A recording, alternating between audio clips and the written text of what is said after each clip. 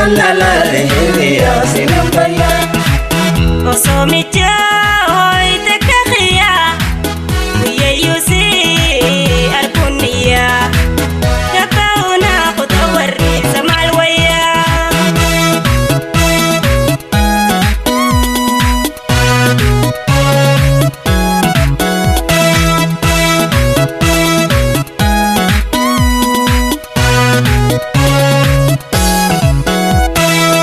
Jalato jalale umena saba Adunya rasi male malankaba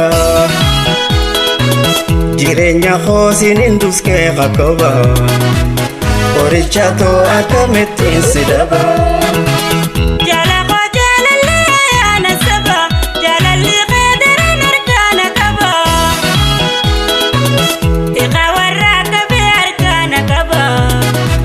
Na obsime anu sindis waba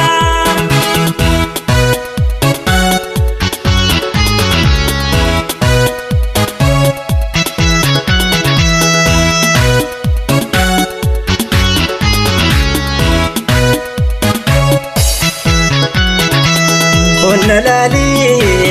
Etunati fingalaisin Duhelupun Tobotesin shanaisin Tobotesin shanaisin Nijrudatin Sibindu fana nifatin Yalupun Sibumamten kagatin Sibumamten kagatin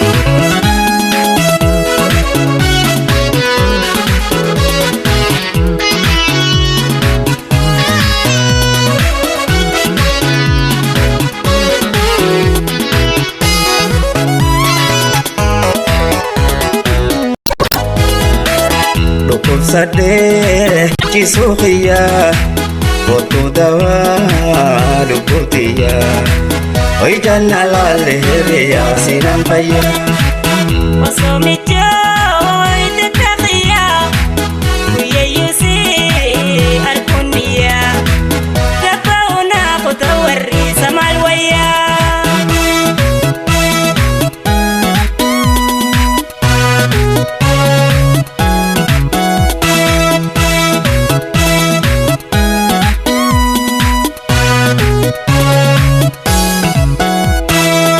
Jalalti teni baita wana mutte Osonte muchara kona rafite Bika jirtu khate osona rufte Ni wajawa yona bira mulate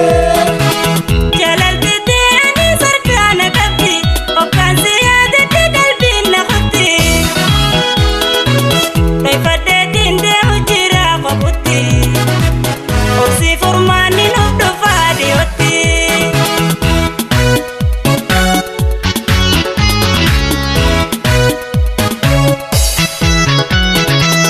Onalali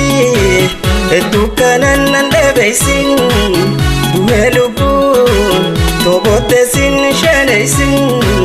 Tobotesin shanaisin Nijrudatin Sibindu fana nifatin Yalupun Sibumamten kagatin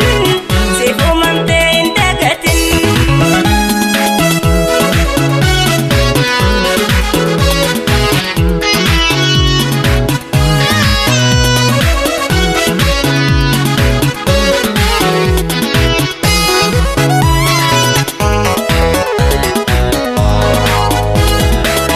Lukuf sadeh Cisukhia Kotu dawa Lukutiya Oi janna la hiriya sinambaya Osomicha hoy te kakhia Yeyusi arkunia Kapauna kutawari samalwaya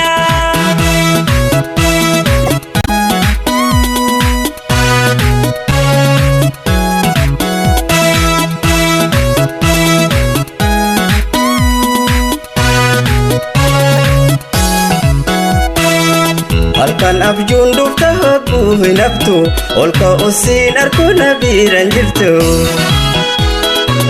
Gammachiiftuu tooyaataan na rakkiftu Haadha jettee guyyaa konaaf hin dhuftu. Yoo jaalala lubburraan si fedha hoggaansi yaadattee bishaan na huda. Tiqa warraa duuba kamiin hin godha. Tahee geree lubbuu siif hin godha.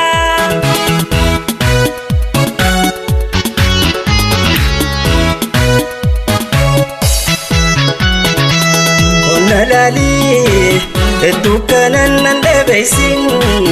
dhumee lubbuun toboottesin shaneysin toboottesin shaneysin.